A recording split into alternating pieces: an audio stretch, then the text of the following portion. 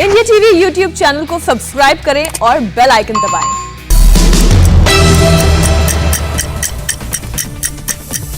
9 बजे की 9 बड़ी खबरों में आपका बहुत स्वागत है। आपके साथ मैं हूं ज्योत्सना पाटनी और दिखाएंगे आपको देश की golf star Aditi Ashok Tokyo Olympics में मेडल के कितने करीब पहुंची है।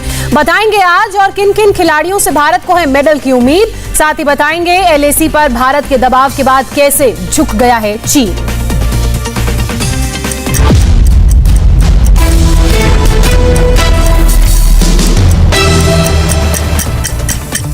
भारत की स्टार गोल्फर अदिति अशोक का टोक्यो ओलंपिक्स में शानदार प्रदर्शन लगातार जारी है। विमेन इंडिविजुअल गोल्फ में अदिति अशोक फिलहाल तीसरे नंबर पर हैं। हालांकि वो नंबर 2 पर भी आ चुकी हैं। उनका कड़ा मुकाबला यूएसए की नेली कोरडा से चल रहा है। अदिति अगर आज के मुकाबले को जीत लेती हैं तो वे ओलंपिक्स में गोल्ड मेडल जीतने वाली पहली भारतीय बन सकती हैं। आपको बता दें कि पिछले ओलंपिक्स में भी अदिति ने पार्टिसिपेट किया था। युवा गोल्फर हैं, 23 साल उनकी उम्र। पूरा परिवार अपनी बेटी को चेयरअप करने के लिए टोक्यो में मौजूद है। अदिति अशोक की मां माहेश्वरी अशोक तो खुद उनके साथ ही रहती हैं। कैडी के रूप में अपनी बेटी के साथ उनकी मां है। पिछली बार कैडी के रूप में उनके पिता थे। अदिति पहली बार महज 13 साल की उम्र में तब सुर्खियों में आई थी जब उन्होंने 2011 में बंगलुरु में खेली गई इंडियन ओपन प्रो चैंपियनशिप में भारत की गोल्फर स्मृति सिमी मेहरा को हराया। फिर अदिति ने 2013 में एशियन यूथ खेला और 2014 में हुए यूथ ओलंपिक्स खेल में भारत का प्रतिनिधित्व किया।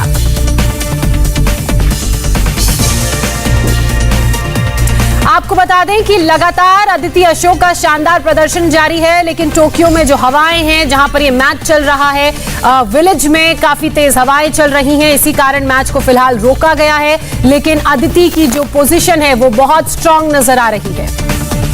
और टी राघवन बंगलुरु से मेरे सहयोगी इस वक्त हमारे साथ जुड़ चुके हैं। टी राघवन, आप उस जगह पर मौजूद हैं जहां गोल्फर अदिति अशोक अपनी गोल्फ की ट्रेनिंग लेती थी। फिलहाल वहां किस तरह का नजारा, क्या अंदर कैंप जहां ट्रेनिंग चलती है वहां बाकी गोल्फर्स मौजूद हैं? जी बिल्कुल, देखिए ज्योत्सना, हम बेंगलुरु गोल्फ क्लब में हैं और ये वो जगह है जहां से अदिति ने गोल्फ सीखा। हमारे साथ कैप्टन हैं गोल्फ क्लब के संजय पॉल, उनसे जानते हैं सर कितना टाइट मैच है ये और कितनी होप्स है आपको अदिति से? होप्स तो बहुत है अभी और वो बहुत अच्छा खेल रही है। अब तक अच्छा खेल रहे हैं एंड ऑल्सो दूसरा लेडीज जो है वो भी अच्छा खेल रहा है। आई थिंक होप्स है शी विल मेक इट। अभी एक 15-20 मिनट है। वेदर कंडीशंस जो है उसकी लगातार बात हो रही है वहां पर कि किस तरह से जो वेदर्स जो है वो कंडीसिव नहीं है अदिति के गेम के लिए। तो आपको लगता है ये डिफिकल्ट टास्क है? नहीं, वो वैसा तो बात नहीं है, बिकॉज ना वो अभी कितना बहुत खेल चुकी है, ऑल ओवर द वर्ल्ड खेलिए। आई थिंक शी इज वो बहुत स्ट्रांग विल पावर है एंड स्ट्रांग माइंड है, तो जो गोल्फ को चाहिए। आई थिंक वो नॉट मच उसको उनके लिए तो उतना वेदर का कोई उतना नहीं रहेगा। मैं समझता हूँ अभी टाइट थर्ड पोजीशन पर है वो। शी विल मेंटेन इट और she is going to improve. I mean, we all hope to improve. And I think she'll maintain it, and I think we all hope she'll get a medal. देखिए ज्योत्सना, संजय का कहना है कि कुछ minute दूरी पर हैं हम मेडल से। एक बहुत खास बात यह है कि एक ऐसा गेम है जिसके बारे में ज्यादातर लोग जानते नहीं, लेकिन अदिति ने जो प्रयास किया है उससे आज पूरा भारत सुबह से गोल्फ की बात कर रहा है। बिल्कुल टी राघवन, अदिति के प्रयासों की बात हो रही है। बीच में अदिति का जो गोल्फ का टूर्नामेंट है वो काफी दिनों से चल रहा है। लगातार वो नंबर 2 पोजीशन पर मेंटेन थी। आज सुबह खबर ये भी आई कि वो नंबर 1 स्पॉट पर भी आई। उसके बाद वापस वो नंबर 2 पर पहुंची और अभी फिलहाल टाइट नंबर 3 पर है। लेकिन मुश्किलें उनके लिए बहुत ज्यादा नहीं है क्योंकि बहुत अच्छा उनका प्रदर्शन है। -11 का स्कोर मुझे याद है कल उनका था, तो ये तो बहुत अच्छा स्कोर है। आप इनके कोच से पूछिए। अदिति ने इससे पिछला ओलंपिक भी रियो का खेला है, तब वो कोई पोजीशन नहीं जीत पाई, लेकिन उन्होंने अपनी तैयारियों को और जरूर पुख्ता किया होगा। तो किस तरीके से उन्होंने अपनी तैयारियों को और मजबूत किया कि आज वो इतने अच्छे पोजीशन पर? संजय जी, अगर तैयारियों की बात कर लें अदिति की कि किस तरह से वो अपने आप को तैयार करती हैं, क्योंकि इसमें बहुत सारा कंसंट्रेशन चाहिए होता है। आपको थोड़ा सा भी नर्वसनेस आपके गेम को पूरी तरह बदल के रख देता है। तो पिछले टूर्नामेंट की बात करें, 2016 की बात करें, जब पहली बार डेब्यू किया था ओलंपिक्स में अदिति ने, और अब तब से लेके अब तक की जर्नी आप कैसे देखते? आपने सही कहा। तब रियो में जब अदिति ने गए थे तब आई थिंक तब वो तो तब से she had come to the international, as a professional खेल रही थी. But 4 years after that, I mean, she's gone a long way. I mean, she's better. I mean, in every game, as you keep playing, तो improve होता ही है, experience होता है, and now that's why she now वो अलग-अलग देशों में खेल के, and she's got more experience now. That's why we are seeing how she's playing more. See, and golf में थोड़ा पूरा आपने सही बोला, mind game. माइंड गेम तो बहुत स्ट्रांग माइंड चाहिए. सो इसलिए she is gone through some mind preparation and बिल्कुल इतना स्ट्रांग वो अपने माइंड को बना चुकी है टी राघवन की यूएसए की जो नंबर 1 पर बरकरार खिलाड़ी हैं उन्हें भी उन्होंने कड़ी टक्कर दी है. ऑस्ट्रेलिया दूसरे नंबर पर और उसके बाद अदिति. उम्मीद यही है कि ये टाइट कंपटीशन खत्म हो और अदिति ऊपर आए, पहले पायदान पर आए. बहुत शुक्रिया टी राघवन आपका तमाम जानकारी के लिए, तमाम अपडेट्स के लिए. सिर्फ अदिति अशोक ही नहीं, आज का दिन भारत के लिए ओलंपिक में पदकों के लिहाज से बहुत ही अहम माना जा रहा है. जैवलिन थ्रो यानी कि भाला फेंक में नीरज चोपड़ा फाइनल में अपना दमखम दिखाएंगे. उनसे गोल्ड की उम्मीद है क्योंकि जैवलिन थ्रो इवेंट के क्वालिफाइंग राउंड में टॉप पर फिनिश करने के बाद आज वो फाइनल में उतरेंगे. अपने राउंड में उन्होंने टॉप पर फिनिश किया है. उनका मुकाबला भारतीय समय के मुताबिक शाम 4:30 बजे से टोक्यो में शुरू होगा. क्वालिफाइंग राउंड में नीरज चोपड़ा ने 85.65 मीटर का थ्रो किया था और इसी थ्रो के साथ ग्रुप ए में टॉप पर फिनिश किया है. उनके अलावा 65 किलोग्राम वर्ग में पहलवान बजरंग पुनिया से कांस्य पदक की आज उम्मीद है. पुरुषों का 65 किलोग्राम फ्री स्टाइल कांस्य पदक मैच भारतीय समय के अनुसार दोपहर 3:15 बजे खेला जाएगा और उनका ये मुकाबला आरओसी के खिलाड़ी से होगा. आपको बता दें कि अपना सेमीफाइनल मुकाबला पुनिया ने अजरबैजान के खिलाड़ी से हारा था और इसी वजह से आज वो ब्रॉन्ज मेडल के लिए मुकाबला करेंगे. हालांकि बजरंग पुनिया का कांस्य पदक की जो रेस है उसमें नाम जरूर शामिल है और इसी के मद्देनजर आज 3:15 बजे मुकाबला. तो वहीं गोल्फर अदिति अशोक से भी भारत को गोल्ड की उम्मीद है. विमेन इंडिविजुअल मुकाबले में अभी अदिति का मुकाबला चल रहा है और जो अपडेट हमारे पास है उसके मुताबिक मौसम थोड़ा सा वहां जरूर खराब हुआ था जिसके कारण मुकाबला रुका था. एथलेटिक्स की बात की जाए तो एथलेटिक्स के जैवलिन थ्रो मुकाबले में आज नीरज चोपड़ा का फाइनल मैच है. वो भी भारत को आज गोल्ड दिला सकते हैं ऐसी उम्मीदें हैं क्योंकि क्वालिफाइंग राउंड में नीरज चोपड़ा टॉप पर रहे हैं. अपने राउंड के क्वालिफाइंग राउंड में नीरज ने 85.65 मीटर दूर तक भाला फेंका है. हालांकि उनके रिकॉर्ड की बात की जाए तो वो लगभग 89 मीटर के पास है. वहीं नीरज का ये मुकाबला आज शाम 4:30 बजे होगा. नीरज का पर्सनल बेस्ट थ्रो 88.007 मीटर है. पुरी में सैंड आर्टिस्ट ने रेत पर नीरज चोपड़ा की तस्वीर बनाई है और देश के लिए गोल्ड मेडल लाने की दुआएं की है. आज नीरज चोपड़ा शाम 4:30 बजे अपना फाइनल मुकाबला जैवलिन थ्रो का खेलेंगे. अजरबैजान के खिलाड़ी से हारने के बाद भले ही बजरंग पुनिया सिल्वर और गोल्ड की रेस से बाहर हो गए हों, लेकिन आज एक और मौका उनके पास है ब्रॉन्ज मेडल जीतने का. उनसे पूरी उम्मीद देश को है. खुद उनके पिता का भी यही कहना है कि ओलंपिक में जाकर उनका बेटा खाली हाथ वापस नहीं लौटेगा. ब्रॉन्ज को लेकर क्या उम्मीद है? ब्रॉन्ज को तो उम्मीद तो है. देखो भाई लिया होगा, खाली नहीं आया अब तक. ये हार गया जो भी कोई भी टूर्नामेंट हो गया है वैसे भी. और ये जिस तरह Olympic Commonwealth world champion medal लिया है, खाली नहीं. और वैसे तो जब भी कि कहीं भी टूर्नामेंट हो सारे को कोच इसका ले जाए, शेड्यूल बनाए रखे, सारे मेडल लिया हुआ. खाली कभी नहीं आया बजरंग जब भी बाहर गया टूर्नामेंट खेलने के लिए, ऐसा इनके पिता का कहना है. और इनका कहना है कि ब्रॉन्ज को लेकर उम्मीदें हैं. हालांकि जो पैर में चोट थी उसकी वजह से जो है सिल्वर और गोल्ड की जो उम्मीदें थी वो जरूर टूटी हैं. भारत के लिहाज से टोक्यो ओलंपिक्स में आज का दिन भी बेहद खास रहने वाला है क्योंकि आज 3 अहम मुकाबले जिसमें मेडल की उम्मीद. तो वहीं जम्मू कश्मीर में सर्च ऑपरेशन के दौरान कहां शुरू हुआ एनकाउंटर, पूरी खबर एक ब्रेक के बाद आपको बताएंगे.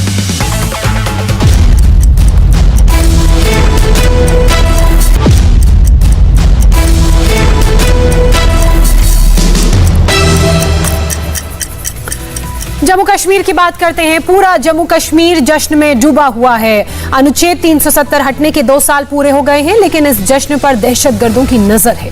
24 घंटे में आतंकवादियों ने 2 हमले किए, लेकिन हर बार आतंकवादियों को करारा जवाब मिला। कल रात जम्मू कश्मीर के बडगाम में आतंकवादियों के साथ एनकाउंटर में सुरक्षा बलों ने एक आतंकवादी को मार गिराया।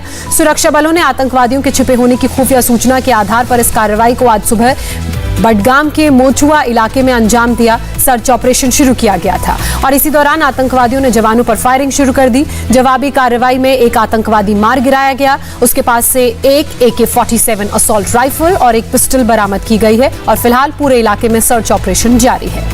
इससे पहले जम्मू कश्मीर के रामबन के बनिहाल में आतंकवादियों ने कंपनी के दफ्तर पर ग्रेनेड से हमला किया। इसमें 2 लोग घायल हो गए। पुलिस के मुताबिक आतंकवादियों ने कंपनी के दफ्तर को निशाना बनाकर ग्रेनेड दागा।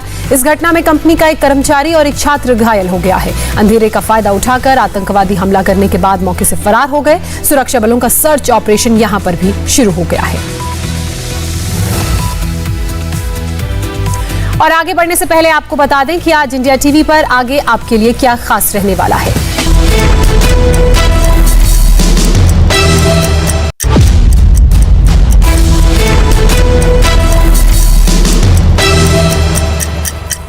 पूर्वी लद्दाख में चीन के साथ जारी तनाव में भारत को बड़ी कामयाबी मिली है। भारत के दबाव के बाद इस इलाके के गोगरा पोस्ट से चीन के सैनिकों को वापस जाना पड़ा है। हालांकि पिछले दिनों हुई डील के मुताबिक गोगरा पोस्ट के इलाकों से भारत के सैनिक भी अपनी बैरक में लौट आए हैं।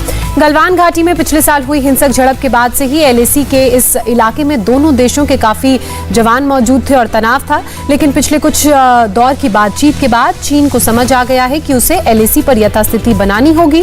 गोगरा पोस्ट से सैनिकों का पीछे हटना इसी का सबूत है।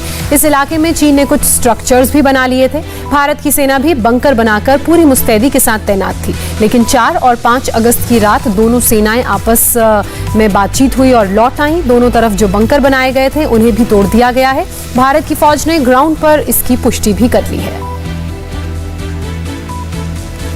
4 और 5 अगस्त की रात को LAC के गोगरा पोस्ट पर जो हुआ वो कोई आसान काम नहीं था। इसके लिए भारत और चीन के बीच कमांडर लेवल की 12 राउंड की बातचीत हुई। सबसे पहले गलवान से चीनी सैनिक पीछे हटे। इसके बाद पेंगोंग सो इलाके से भी चीन अपनी पुरानी जगह पर लौटा और इस बार पेट्रोलिंग पॉइंट 17 यानी कि ईस्टर्न लद्दाख की गोगरा पोस्ट से भी चीन के सैनिक पीछे हट गए हैं। यानी भारत और चीन के बीच जिन 4 पॉइंट्स पर टेंशन थी उनमें से 3 पर समझौता हो चुका है। अब बात हॉट स्प्रिंग पर होगी। एरिया के अंदर में बहुत कम लोग थे, तो इसलिए कि वो नफरी जो है, हम नफरी के ऊपर हमको जाना नहीं चाहिए।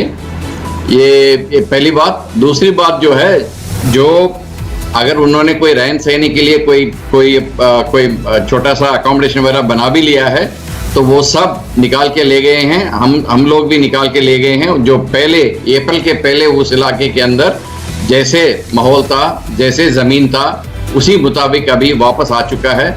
इसलिए हमको बाकी चीजों को देखने से अलावा इसको एक अच्छा कदम मान के चलना चाहिए।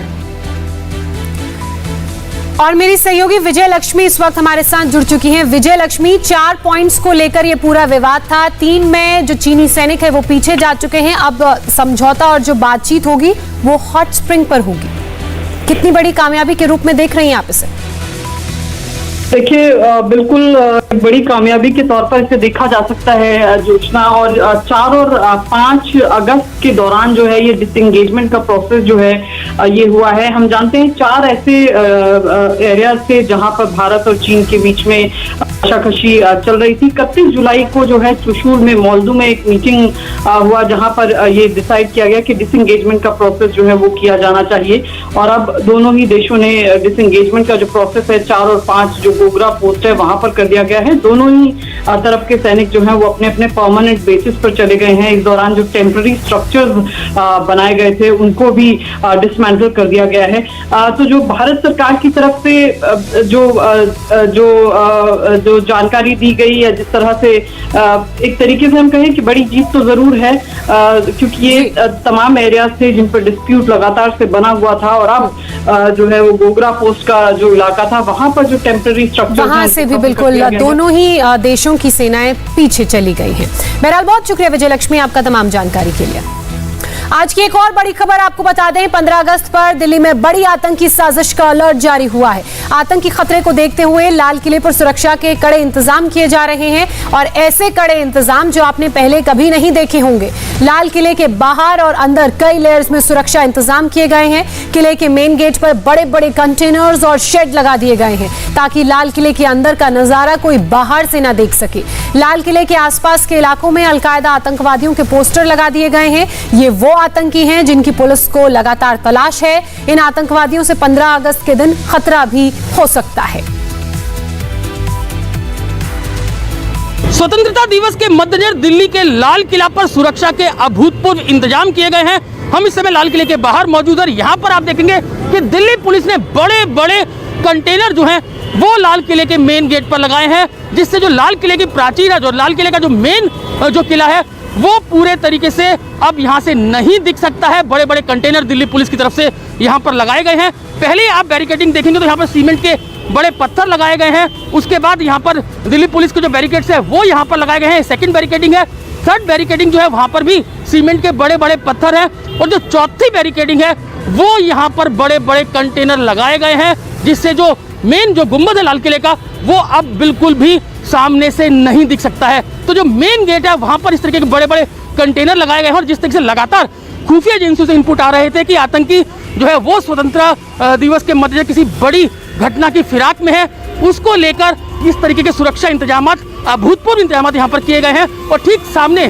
गौरी शंकर मंदिर है, यहाँ पर भी जो दिल्ली पुलिस के अधिकारियों का कहना है कि जो स्नाइपर्स हैं उनकी तैनाती की जाएगी और कोई भी हमला इस तरफ जो लाल किला उसकी तरफ ना हो सके, इसके लिए बड़े बड़े कंटेनर जो है वो लाल किले के बाहर मेन गेट पर लगाए गए हैं। और अभी लाल किले पर तैयारियां किस तरीके की चल रही है वो मैं आपको दिखाना चाहूँगा। पैरामिलिट्री फोर्स जो है उसकी यहाँ पर तैनाती की गई है। ये तैनाती आगे आगे जैसे ही स्वतंत्रता दिवस और नजदीक आएगा ये तैनाती और ज़्यादा यहाँ पर की जाएगी। और मेरे सहयोगी जतिन शर्मा इस वक्त हमारे साथ लाइव जुड़ चुके हैं। जतिन, ये रिपोर्ट हमने देखी, बिल्कुल पुख्ता इंतजाम किए गए हैं, ऐसे इंतजाम जो आज से पहले लाल किले की प्राचीर के अंदर या बाहर किसी ने नहीं देखे होंगे। और क्या क्या तैयारी है? जी देखिए ज्योत्सना, 7 लेयर सिक्योरिटी लाल किले पे की गई है, जिसमें सबसे पहले दिल्ली पुलिस के जवान तैनात रहेंगे, उनके बैरिकेड्स वहाँ पर होंगे, सीमेंटेड बैरिकेड्स लगाए गए हैं। उसके पीछे फिर से पैरामिलिट्री फोर्सेस का पहरा होगा और कंटेनर आपने देखिए जिस तरीके से लाल किले के बाहर लगाए गए। ये 4 लेयर सिक्योरिटी अभी तैनात है और उसके बाद जैसे PM पहुँचेंगे तो SPG का घेरा वहाँ पर होगा, जो ऊपर स्नाइपर लगाए जाएंगे वो नज़र रखेंगे लाल किले के चारों तरफ। जिस तरीके से दिल्ली पुलिस को अलर्ट मिल रहे हैं कि 15 अगस्त पर एक बड़ी आतंकी गतिविधि हो सकती है। खालिस्तानी आतंकियों का पत्र और वीडियो भी दिल्ली पुलिस के पास है, जिसमें वो लोगों को उकसा रहे हैं कि लाल किले पर कब्जा करें, वहां पर जो खालिस्तानी झंडा है वो फहराए। उसको लेकर इनाम भी घोषित किया गया है। ये तमाम इनपुट्स मिलने के बाद दिल्ली पुलिस कमिश्नर राकेश अस्थाना ने एक हाई लेवल मीटिंग की थी, जिस मीटिंग में तय किया गया कि लाल किले को एक तरीके से छावनी में तब्दील कर दिया जाए और उसकी शुरुआत अब हो चुकी है और लाल किले को पूरे तरीके से कॉर्डन ऑफ किया गया है।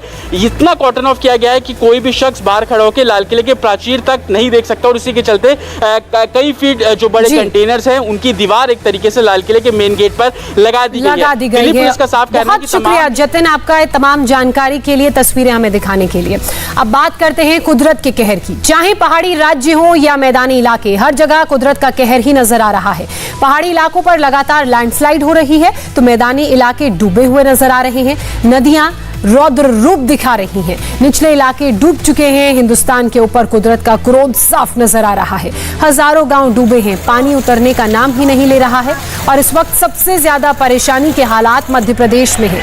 यहाँ के कई जिले डूबे हुए हैं, लोगों के मकान गिर रहे हैं, जगह जगह लोग फंसे हुए हैं। मौत से जिंदगी की जंग लगातार जारी है। ऐसे में बारिश की मुसीबत भी थम नहीं रही। मध्य प्रदेश में 17 जिलों में भारी बारिश की आशंका जाहिर की गई है, तो वहीं मुख्यमंत्री शिवराज सिंह चौहान ने केंद्र से और मदद की मांग की है। कमोबेश यही हालात यूपी के भी हैं, जहां कई जिले बाढ़ की जद में आ चुके हैं। इन 6 तस्वीरों से आप अंदाजा लगा लीजिए कि देश में कैसे सैलाब कहर बरपा रहा है। सबसे पहले आपको उत्तर प्रदेश में बाढ़ की तस्वीरें दिखाते हैं।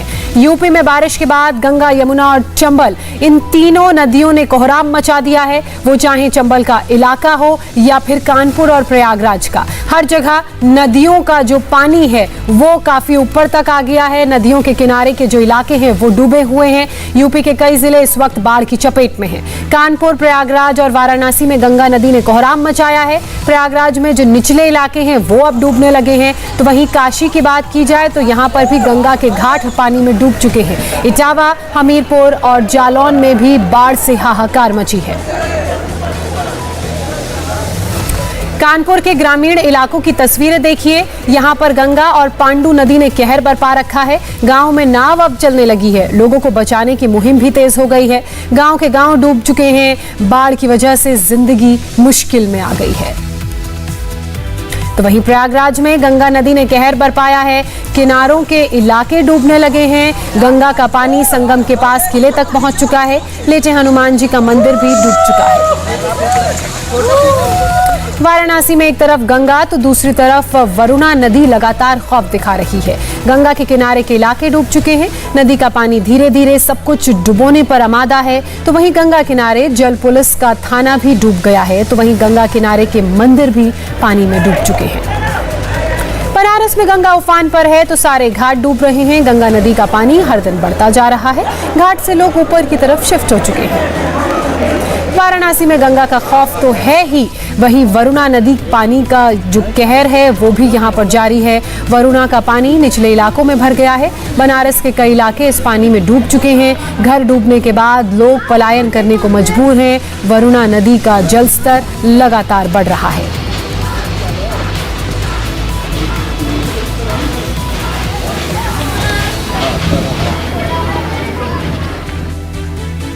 तो वहीं हिमाचल प्रदेश के सिरमौर में एक बस ड्राइवर की सूझबूझ से कैसे टला बड़ा हादसा, बताएंगे आपको एक छोटे से ब्रेक के बाद।